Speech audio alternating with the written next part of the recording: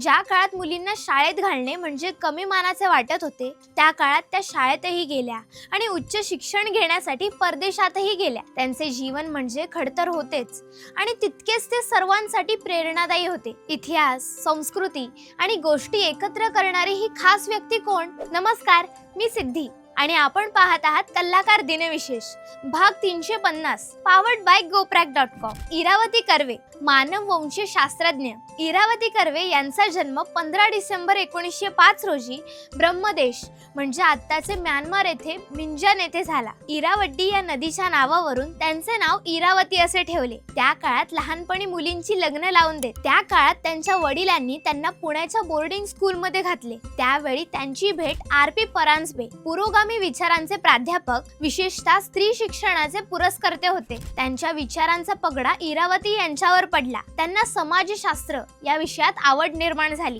मानववंशीय शास्त्रज्ञ या विषयात PhD करायचे ठरवले. यासाठी वडिलांनी विरोध केला, पण त्यांच्या पतीने व परांजपे सरांनी त्यांना साथ दिली. त्यांचे पती म्हणजे महर्षी धोंडो केशव कर्वे, यांचे पुत्र प्राध्यापक दिनकर धोंडो कर्वे. इरावती कर्वे या 1927 मध्ये जर्मनीत पोहोचल्या. त्यावेळी मानववंशीय शास्त्रज्ञ युंजीन फेशर यांचे मार्गदर्शन त्यांना PhD साठी लाभले. पण त्या काळात वर्णद्वेष होता. गोऱ्या रंगाचे युरोपियन वंशाच्या लोकांच्या मेंदूमध्ये उजवा भाग हा डाव्या भागापेक्षा आकाराने मोठा असल्यामुळे ते जन्मतः हुशार, श्रेष्ठ असतात. हा सिद्धांत इरावती कर्वे यांनी त्यांच्या संशोधनात पुरावे देऊन खोडून काढला. त्यांना PhD मिळाली व भारतात परत आल्या. संशोधनाबरोबर त्यांनी सामाजिक कार्य हाती घेतले.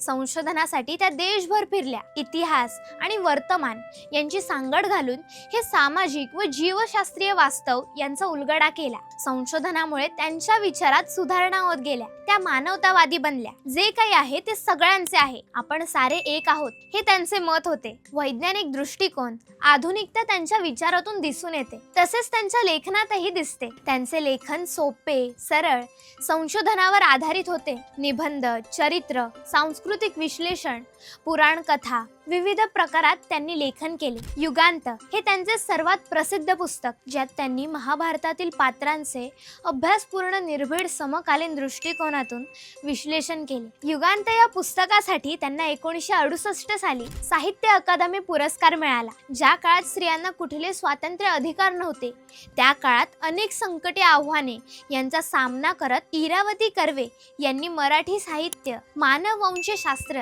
समाजशास्त्र, इतिहास या क्षेत्रात जे कार्य केले ते अतिशय महत्त्वाचे आहे. पुढील पिढीसाठी प्रेरणादायी आहे. हा त्यांचा वारसा या पिढीने पुढे नेला पाहिजे. मित्रांनो, अभ्यास करत करत मजा यावी असं वाटत असेल तर आत्ताच कलाकार चॅनलला सबस्क्राईब करा आणि बेल आयकॉन दाबायला विसरू नका. Instagram, Facebook पेजला फॉलो करा आणि बघत रहा कलाकार दिनविशेष, पावर्ड बाय GoPrack.com.